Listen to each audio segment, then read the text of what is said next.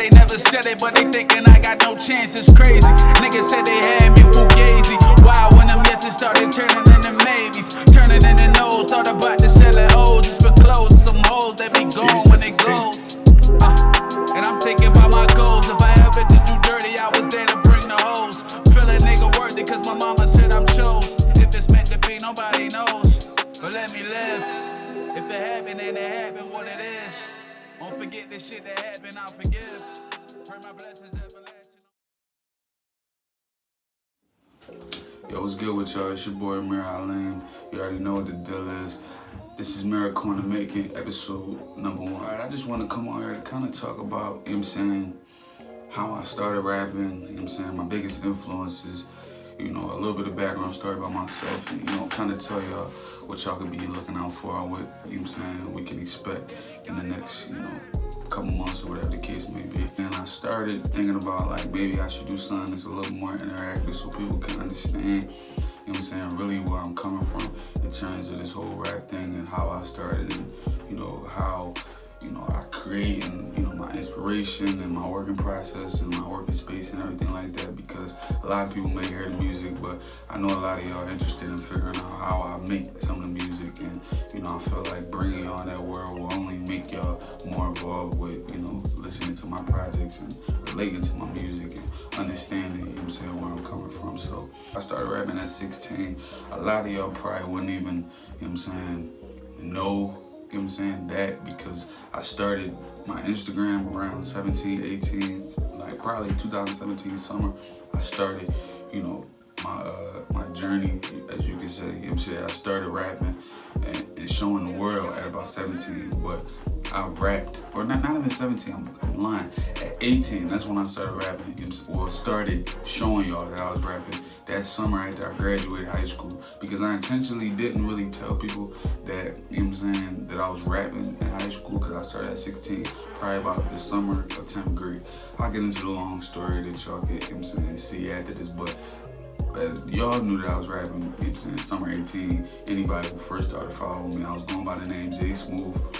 The name really came from the fact that, you know, my favorite rapper is J. Cole, so I was like, you know, my name's Jameer, you know what I'm saying, so I'm like, and I'm, you know what I'm saying, I'm a cool dude, you know what I'm saying, I'm a mellow dude, I'm, you know what I'm saying, easygoing type nigga, so I'm like, shit, I could do J Smooth. I was thinking the 3 names was J Smooth, J Chill, and J Cool, and I was like, nah, J Smooth was the best, you know what I'm saying, because it was obviously at the time, which I wasn't really thinking about, it was common, you know what I'm saying, it wasn't nothing that was like off the rail, it was like J Smooth, it got a nice ring. And the funny part about that name was that my man Sean, shout out to Sean, when we was in school one day, this was before he knew I rapped.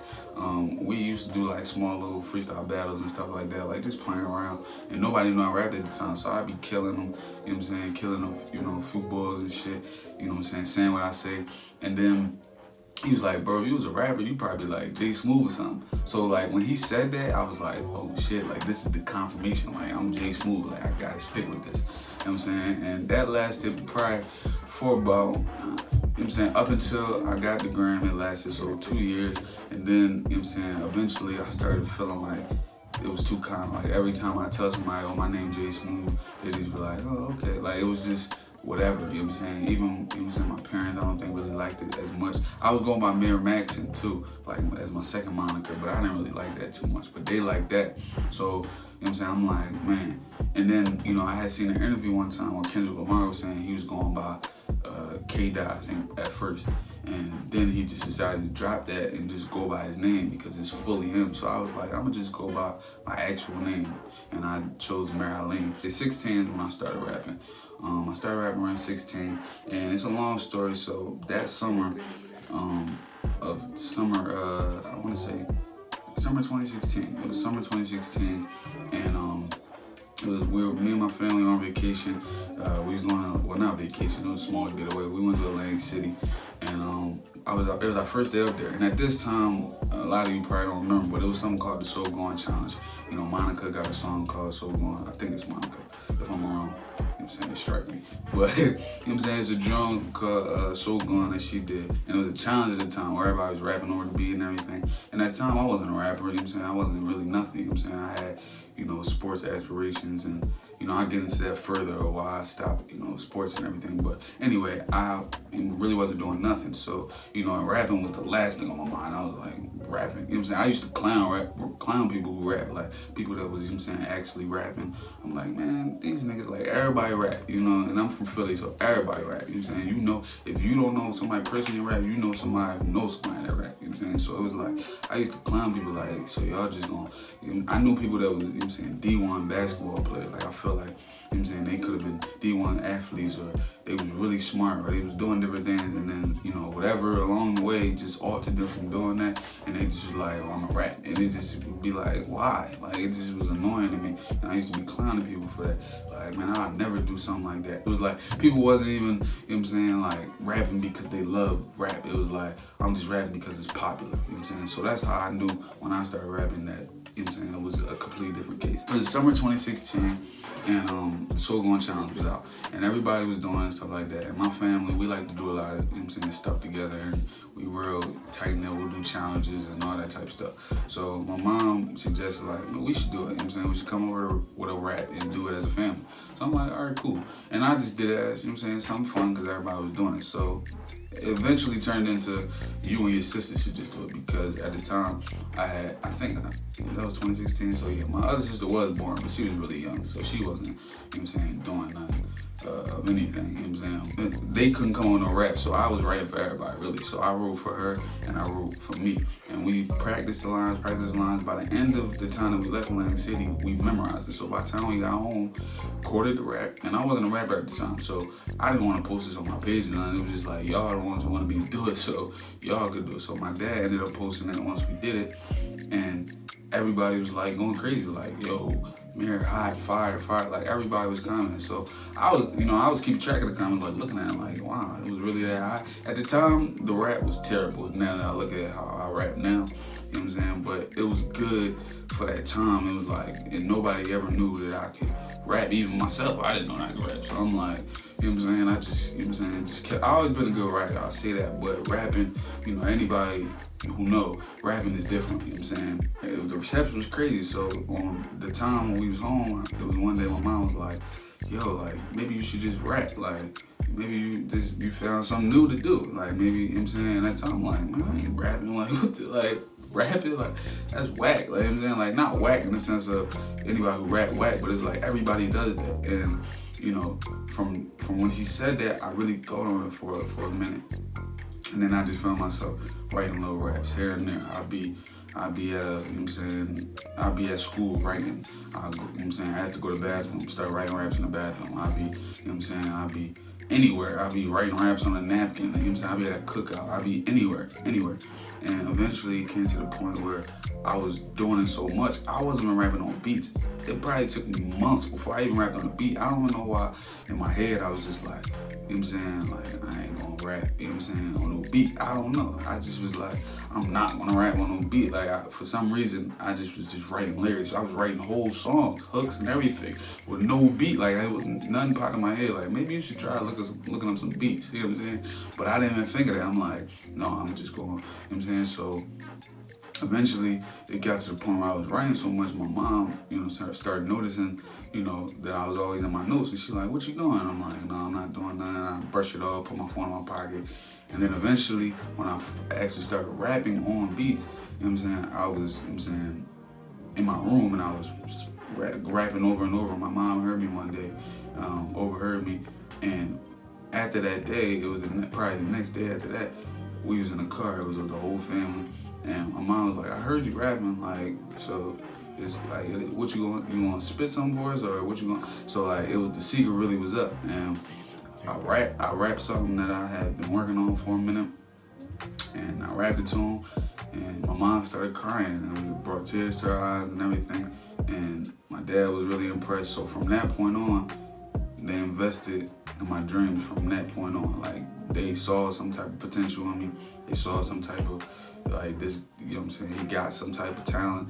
And from that point, it's been on, really, you know what I'm saying? So My dad, the studio I'm in right now, we started building that, about 2017, and it wasn't even like this at one point. It was none of this. It was just, obviously we got the basement. It was just speakers. We had speakers. We had a computer. Of course, I got a computer for Christmas. I don't think we had this. Of course, as we've, I've been in there for about a year or so now, so it's, we got more equipment and stuff like that. But before, we just had a mic. We had speakers, we had a computer, the beat machine behind me, which y'all probably can't see, the machine, studio, beat pack, and we had that, and that's all we had. And then eventually, we got people to come in and actually build the studio that my dad, did the soundproofing and everything. And, the studio is what the studio is, 28 studios. 28, that's my favorite number. That's my number I was using, in football for most of my time playing football, because my favorite player was Adrian Peterson. And that's how it, really came about.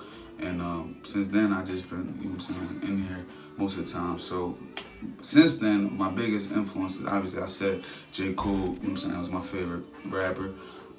So at a point, but he wasn't actually the first rapper that I was rapping like. My first rap was called Life.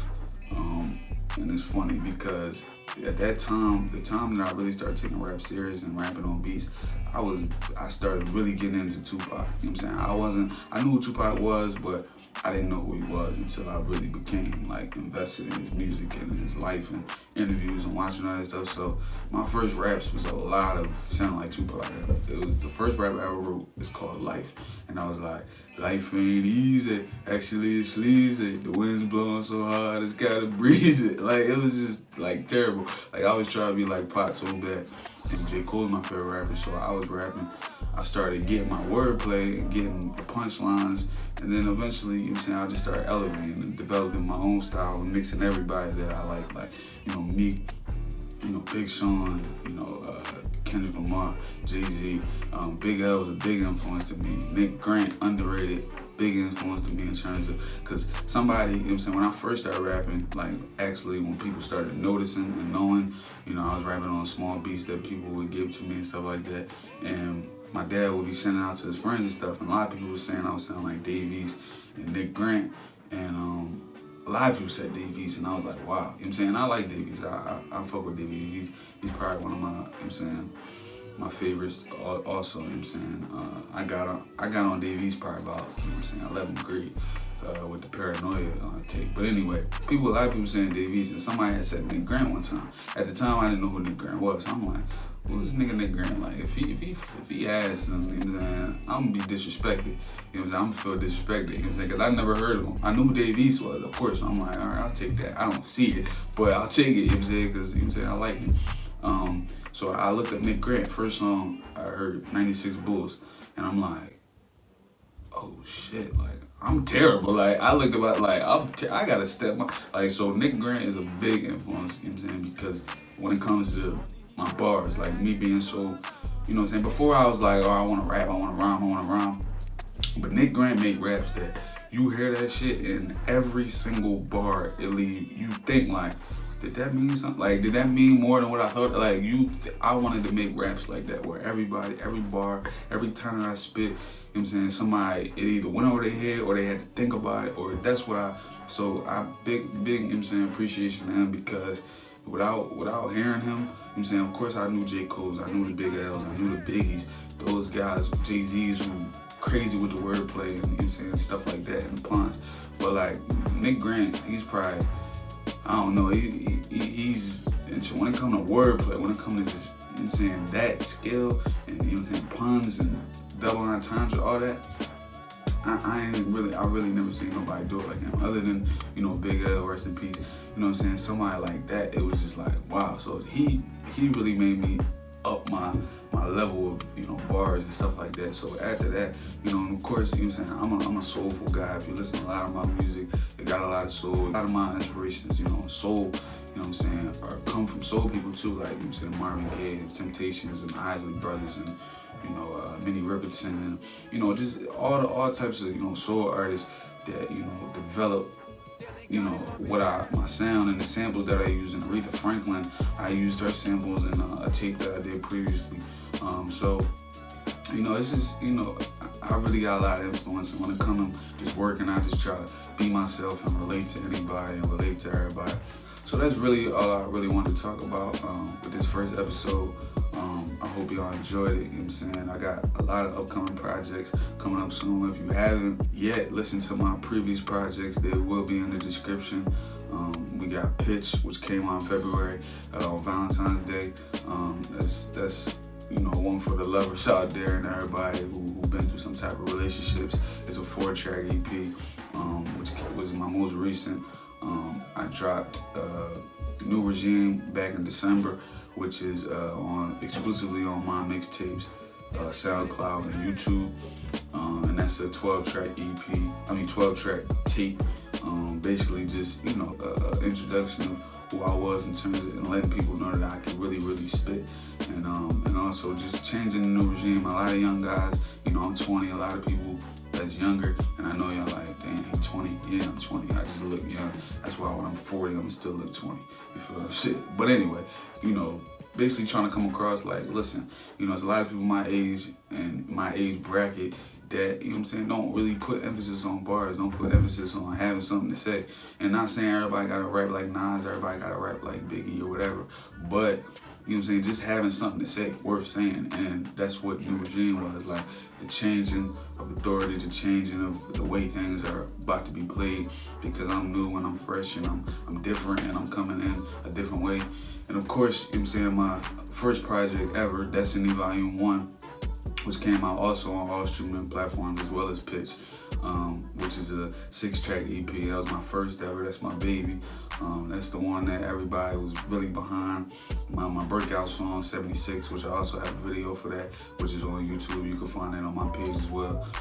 That was like, my breakout, and everybody, was fucking with that, and everybody liked it. So just support. I'm also gonna put my social medias down below, so y'all just just stay tuned for everything. Stay tuned for the projects that's coming up. I got a single coming out May 1st. It's called Back in Business. So y'all can go check that out. I don't know when I'm gonna upload this. It'll probably be uploaded, and the song might be out by the time I upload this, but if it's not, go check it out. Come out 5/1, May 1st, all streaming platforms.